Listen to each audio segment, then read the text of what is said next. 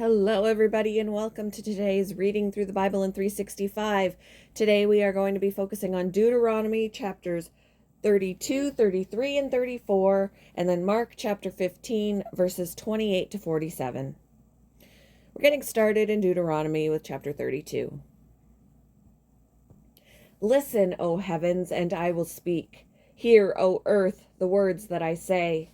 Let my teaching fall on you like rain. Let my speech settle like dew. Let my words fall like rain on tender grass, like gentle showers on young plants. I will proclaim the name of the Lord. How glorious is our God! He is the rock. His deeds are perfect. Everything he does is just and fair. He is a faithful God who does no wrong. How just and upright he is! But they have acted corruptly toward him when they act so perversely, and try that again. But they have acted corruptly toward him when they act so perversely. Are they really his children? They are a deceitful and twisted generation. Is this the way you repay the Lord, you foolish and senseless people? Isn't he your father who created you? Has he not made you and established you? Remember the days of long ago. Think about the generations past. Ask your father, and he will inform you. Inquire of your elders, and they will tell you. When the Most High assigned lands to the nations, when he divided up the human race, he established the boundaries of the peoples according to the number in his heavenly court. For the people of Israel belong to the Lord. Jacob is his special possession. He found them in a desert land, in an empty, howling wasteland. He surrounded them and watched over them. He guarded them as he would guard his own eyes, like an eagle that rouses her chicks and hovers over her young. So he spread his wings to take them up and carried them safely on his pinions. The Lord alone guided them. He followed no foreign gods. He let them ride over the highlands and feast on the crops of the fields. He nourished them with honey from the rock and olive oil from the stony ground. He fed them yogurt from the herd and milk from the flock, together with the fat of lambs. He gave them choice rams from Bashan and goats, together with the choicest wheat. You drank the finest wine made from the juice of grapes, but Israel soon became fat and unruly. The people grew heavy, plump, and stuffed. Then they abandoned the God who made them. They made light of the rock of their salvation. They stirred up his jealousy by worshiping foreign gods. They provoked their fury with detestable deeds. They offered sacrifices to demons, which are not God, to gods they had not known before, to new gods only recently arrived, to gods their ancestors had never feared. You neglected the rock who had fathered you. You forgot the God who had given you birth. The Lord saw this and drew back. He provoked to anger. The Lord saw this and drew back, provoked to anger by his own sons and daughters. He said, I will abandon them, then see what becomes of them, for they are a twisted generation, children without integrity. They have roused my jealousy by worshiping things that are not God. They have provoked my anger with their useless idols. Now I will rouse their jealousy through people who are not even a people. I will provoke their anger through the foolish Gentiles, for my anger blazes forth like fire and burns to the depths of the grave. It devours the earth and all its crops, and ignites the foundations of the mountains. I will heap disasters upon them, and shoot them down with my arrows. I will weaken them with famine, burning fever, and deadly disease. I will send the fangs of wild beasts and poisonous snakes that glide in the dust. Outside the sword will bring death, and inside terror will strike both young men and young women, both infants and the aged. I would have annihilated them wiping out even the memory of them. But I feared the taunt of Israel's enemy, who might misunderstand and say, our own power has triumphed. The Lord had nothing to do with this. But Israel is a senseless nation. The people are foolish without understanding.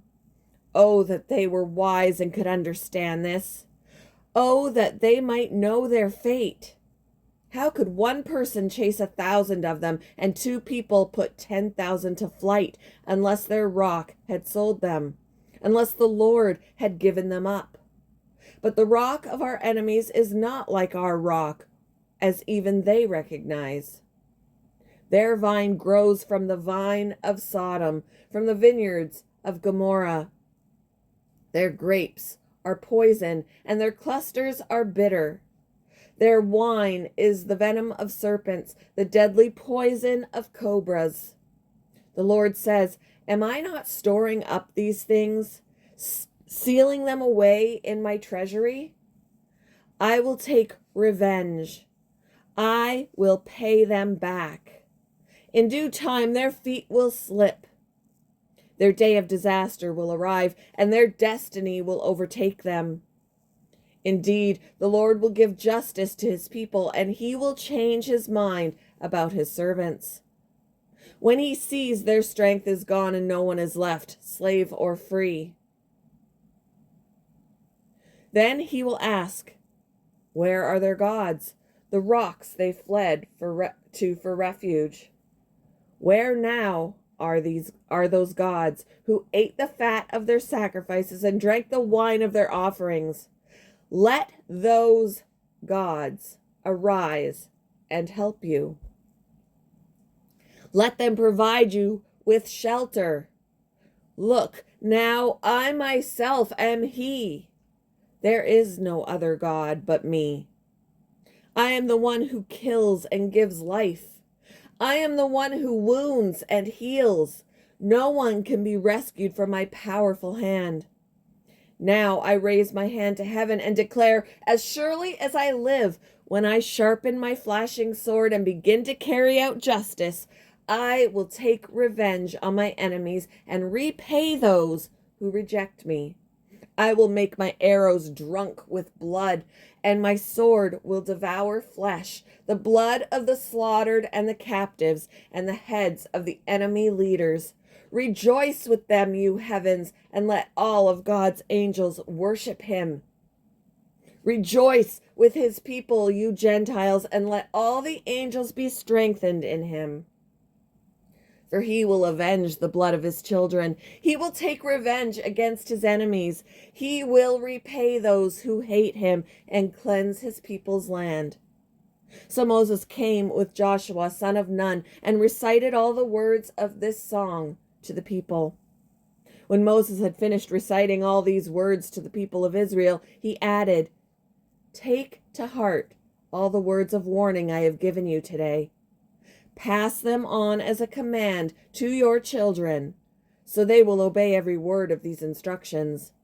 These instructions are not empty words. They are your life. By obeying them, you will enjoy a long life in the land you will occupy when you cross the Jordan River. That same day, the Lord said to Moses, go to Moab, to the mountains east of the river, and climb Mount Nebo, which is across from Jericho. Look out across the land of Canaan, the land I am giving to the people of Israel as their own special possession. Then you will die there on the mountain. You will join your ancestors, just as Aaron, your brother, died on Mount Hor and joined his ancestors. For both of you betrayed me with the Israelites at the waters of Meribah, at Kadesh, in the wilderness of Zin. You failed to demonstrate my holiness to the people of Israel there. So you will see the land from a distance, but you may not enter the land I am giving to the people of Israel. Chapter 33. This is the blessing that Moses, the man of God, gave to the people of Israel before his death. The Lord came from Mount Sinai and dawned upon us from Mount Seir. He shone forth from Mount Paran and came from Meribah Kadesh with flaming fire at his right hand. Indeed, he loves his people. All his holy ones are in his hands. They follow in his steps and accept his teaching. Moses gave us the Lord's instruction, the special possession of the people of Israel. The Lord became king in Israel when the leaders of the people assembled, when the tribes of Israel gathered as one. Moses said this about the tribe of Reuben. Let the tribe of Reuben live and not die out. Though they are few in number, Moses said this about the tribe of Judah. O Lord, hear the cry of Judah and bring them together as a people. Give them strength to defend their cause. Help them against their enemies. Moses said this about the tribe of Levi. O Lord, you have given your Thummim and Urim, the sacred lots, to your faithful servants, the Levites. You put them to the test at Massah and struggled with them at the waters of Meribah. The Levites obeyed your word and guarded your covenant. They were more loyal to you than to their own parents. They ignored their relatives and did not acknowledge their own children. They teach your regulations to Jacob. They give your instructions to Israel. They present incense before you and offer whole burnt offerings on the altar. Bless the ministry of the Levites, O Lord, and accept all the work of their hands. Hit their enemies where it hurts the most. Strike down their foes so they never rise again.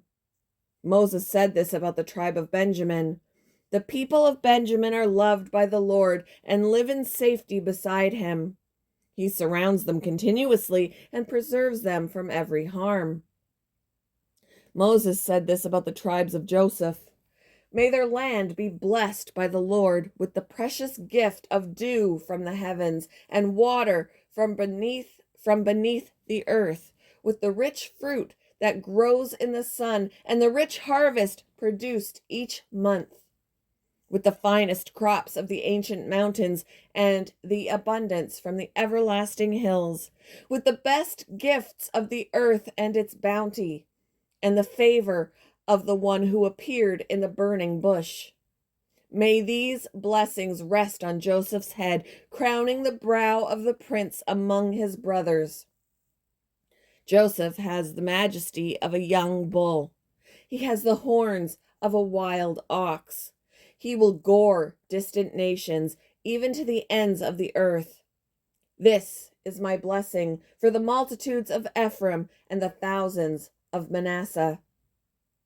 Moses said this about the tribes of Zebulun and Issachar. May the people of Zebulun prosper in their travels. May the people of Issachar prosper at home in their tents. They summon the people to the mountain to offer proper sacrifices there. They benefit from the riches of the sea and the hidden treasures in the sand. Moses said this about the tribe of Gad. Blessed is the one who enlarges Gad's territory. Gad is poised there like a lion to tear off an arm or a head. The people of Gad took the best land for themselves. A leader's share was assigned to them. When the leaders of the people were assembled, they carried out the Lord's justice and obeyed his regulations for Israel. Moses said this about the tribe of Dan. Dan is a lion's cub, leaping out from Bashan. Moses said this about the tribe of Naphtali. O Naphtali, you are rich in favor and full of the Lord's blessings. May you possess the west and the south. Moses said this about the tribe of Asher. May Asher be blessed above other sons. May he be esteemed by his brothers. May he bathe his feet in olive oil. May the bolts of your gates be of iron and bronze. May you be secure all your days. There is no one like the God of Israel. He rides across the heavens to help you, across the skies in majestic splendor. The eternal God is your refuge, and his everlasting arms are under you. He drives out the enemy before you. He cries out, "Destroy them!" So Israel will live in safety, prosperous Jacob in security. So Israel will live in safety, prosperous Jacob in security. In a land of grain and new wine, while the heavens drop down dew. How blessed you are, O Israel!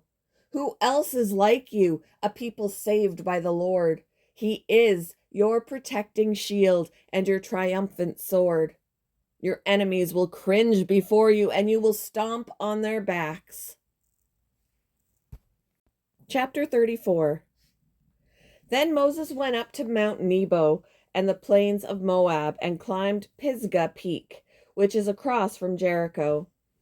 And the Lord showed him the whole land from Gilead as far as Dan, all the land of Naphtali, the land of Ephraim and Manasseh, all the land of Judah, extending to the Mediterranean Sea, the Negev, the Jordan Valley with Jericho, the city of palms as far as Zor.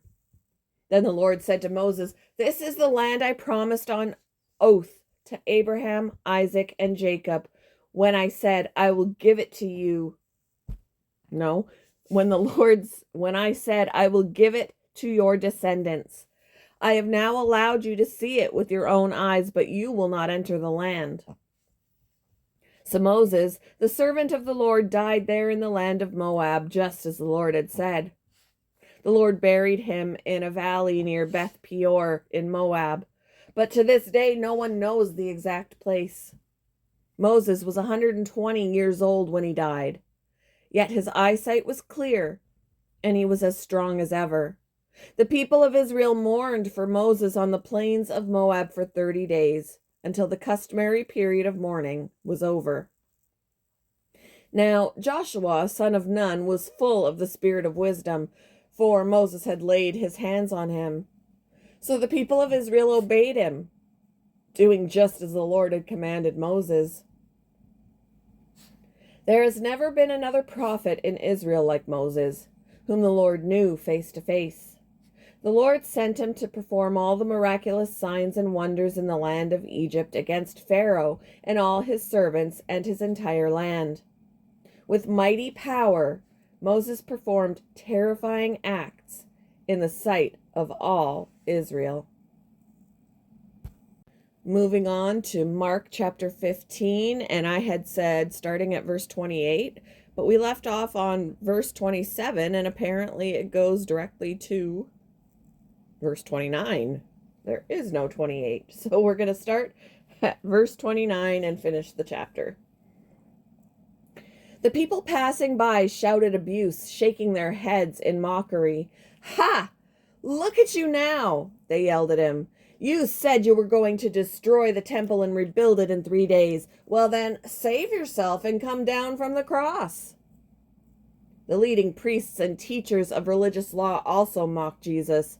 "He saved others," they scoffed, "but he can't save himself. Let this Messiah, this King of Israel, come down from the cross so we can see it and believe him." Even the men who were crucified with Jesus ridiculed him. At noon, darkness fell across the whole land until 3:00.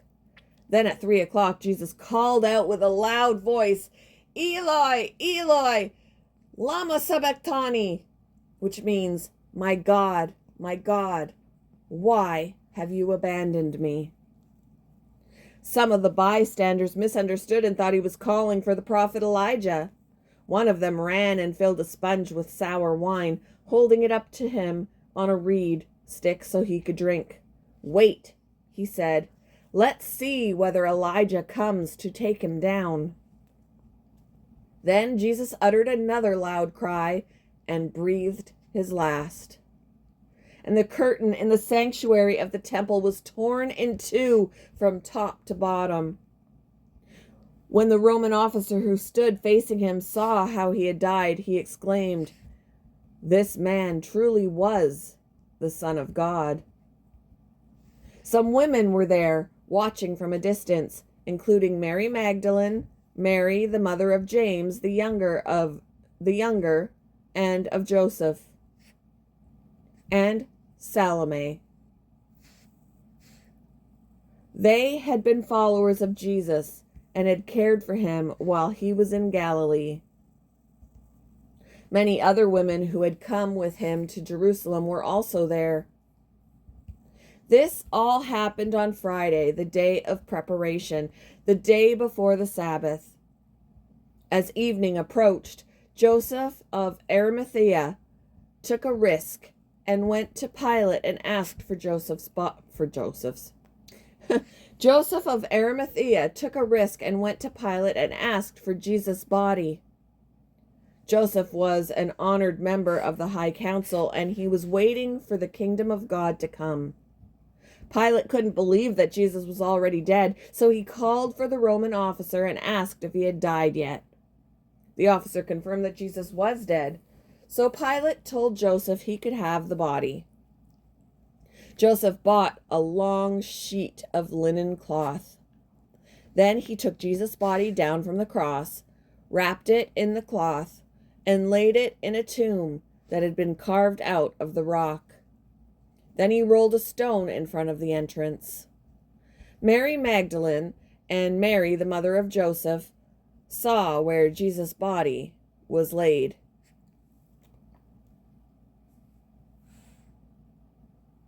Thank you for joining me for today's reading through the Bible in 365. I hope you all have a wonderful Friday, and I will see you in the next one, guys. Bye.